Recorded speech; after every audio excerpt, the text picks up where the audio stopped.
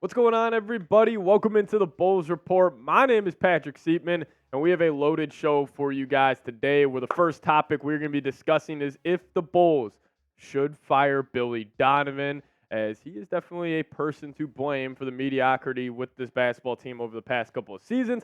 And then also, Zach LaVine, could he be headed to the Atlanta Hawks?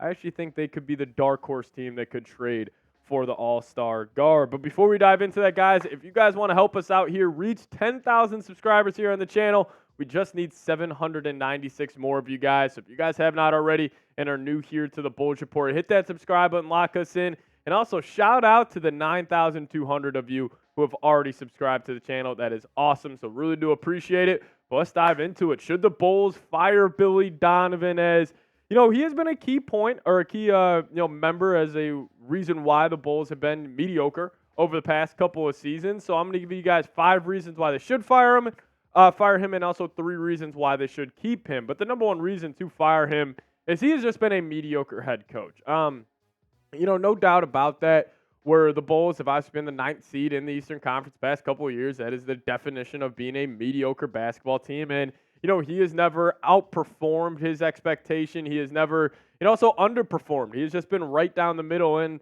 he has been a big reason why the Bulls have been stuck in purgatory. But another reason why I would can Billy Donovan is player development. And I understand we have seen, guys like Kobe White and Ayo Dosunmu over the past couple of years, take steps. But I attributed that a lot more to guys like DeMar DeRozan, having that veteran in the locker room that helps them with the days in, days out of the NBA schedule. So I don't really give a lot of credit for Billy Donovan for those two developing. But what about guys like Patrick Williams? What about, the countless other Bulls players like Julian Phillips, Dalen Terry, who we haven't seen them develop yet in their NBA career? You got to chalk a lot of that up to the head coach. Now, also a third reason, the locker room control. I have never felt like the Bulls have had a strong locker room under Billy Donovan, where I have felt like all 15 players on that roster are playing for him. We also got reports this past season that LaVine and Billy Donovan, they had an icy relationship and they couldn't really, find common ground on their goals for this Bulls team moving forward. So I think that was an issue. Obviously, I think, LaVine is a bigger reason of that locker room kind of drama with the Chicago Bulls. But if you guys remember, after opening night last season, the Bulls held a players-only meeting after Game 1. That's on the head coach as well. And then also number 4 for me, his offensive identity. The Bulls have been one of the worst offenses over the past couple of seasons. They have not adapted to the modern-day NBA game, and a lot of that has to do with roster construction, which we'll talk about here in a second. But, I've never once watched the Bulls and been like, oh, they're a modern offense. They play the game how it should be played in 2024. That's just not the case with the Chicago Bulls. They have never once had an identity on offense. They have never once, looked like a modern-day group. So I think that falls on the head coach as well. And then probably the biggest reason to fire Billy Donovan is the lack of culture. Like, I have never felt once under his tenure with the Chicago Bulls like, oh, this is a Billy Donovan-led basketball team. I don't know what that would mean because he has never instilled that culture. Like, with a Tom Thibodeau-led basketball team, they're going to be defensive-minded, they're going to be rough and rugged, and they are going to be tough. The Billy Donovan team, I really don't have an answer for you. So for all those reasons, I would fire him. But why to keep him? As, you can't make excuses for Billy Donovan here. Number one, the roster construction has been terrible. Like, the pie chart of blame I was talking about, I would put 75% of it on the front office, as they have just continued to double down on the trio of LaVine, Vooch, and DeRozan. It just hasn't worked. So, Billy hasn't really had much to work with in terms of that. But also another reason why I would keep him is I felt the Bulls last season, they played hard. And I don't know if that was because of Billy or because you had guys like Alex Caruso, DeRozan, Ayo, Kobe White, guys who are going to play hard 110% of the time, no matter who their head coach is. But I did respect that Billy Donovan had this team fighting even throughout through the injuries, even through the drama of last year. They still played extremely hard. And also, Billy, he's got a ton of experience, man. Was obviously at Florida for a good amount, went to an NBA title with Oklahoma City Thunder, never really got over that hump of winning an NBA championship, but he did win 2 titles in college. So I see it from both ways. I don't really have a definite answer on this, so I'll kick it your guys' way. Should the Bulls fire Billy Donovan? Sound off in the comments section for me. Give me an F for fire or give me a K for keep. If I had to say it, I'd probably say keep him for this year, but he is definitely on the hot seat. But hey, you guys let me know your thoughts down below.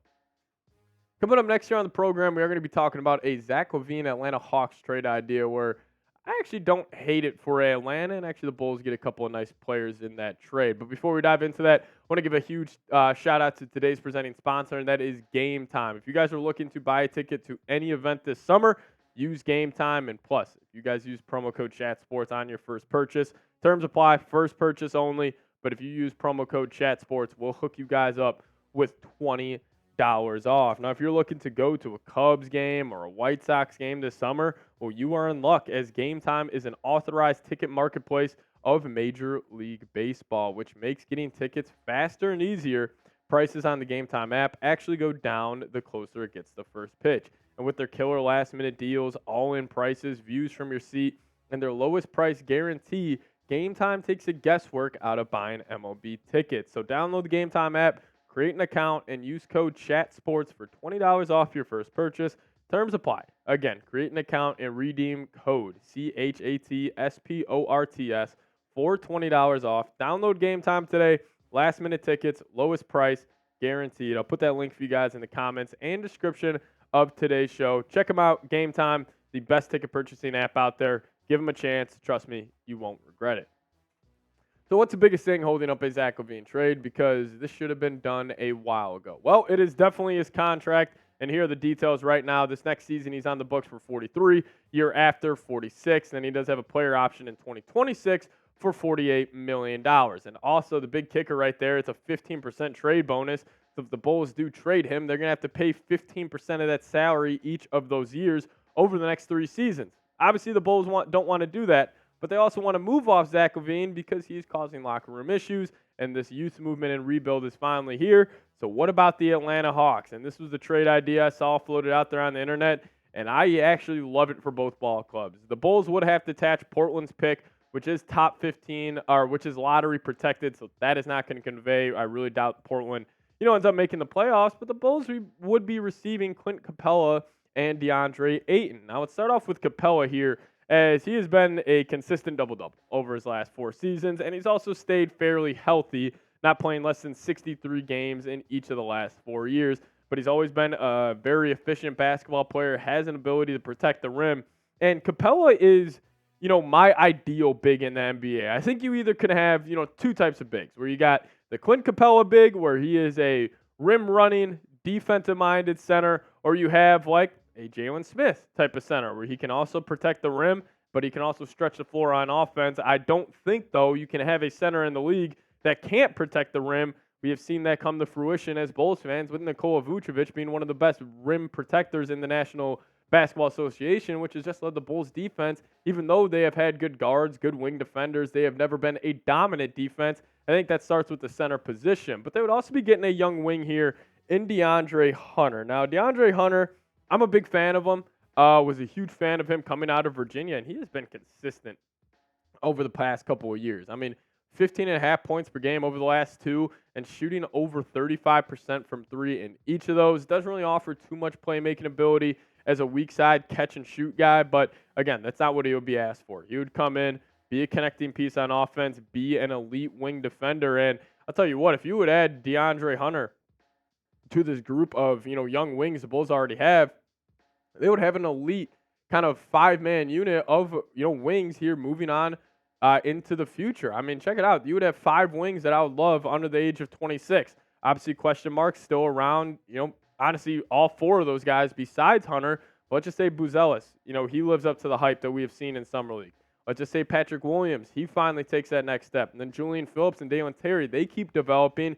You'd have 5 wings you could roll out there at the 2, 3, or 4 position, which just offers you versatility. It offers you elite perimeter defense, and also offers you elite catch-and-shoot 3-point opportunities. But, another reason why I love this trade, this would allow you to move off Vooch. And you would be getting Clint Capela, a archetype of big that I think is so much more preferable than Vooch. And maybe this is a 3-team trade where you send Vooch to New York or New Orleans or wherever it may be, and then the Bulls would finally be able to run a center rotation of Jalen Smith and Clint Capela. I would love this because you can run both these guys on the floor at the same time. Have Jalen Smith run that stretch four, have Capela be that prototypical center, but then you can also bench Capela, start Jalen Smith at the 5, still have rim protecting ability, still have the whole 9. I would love this if this is the 1-2 punch for Chicago next year. And, I actually think Atlanta would have interest in Zach LaVine, mainly because he's a great off-ball player.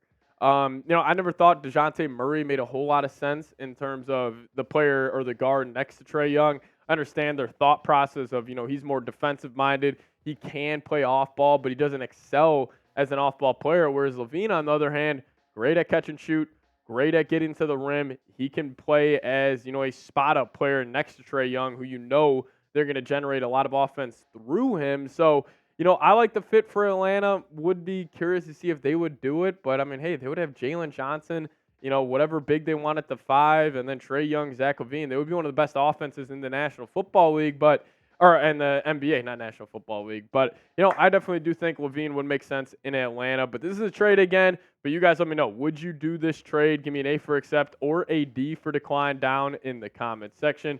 Curious to see what you guys have to say. And also, if you're a Hawks fan, you guys let me know your thoughts as well.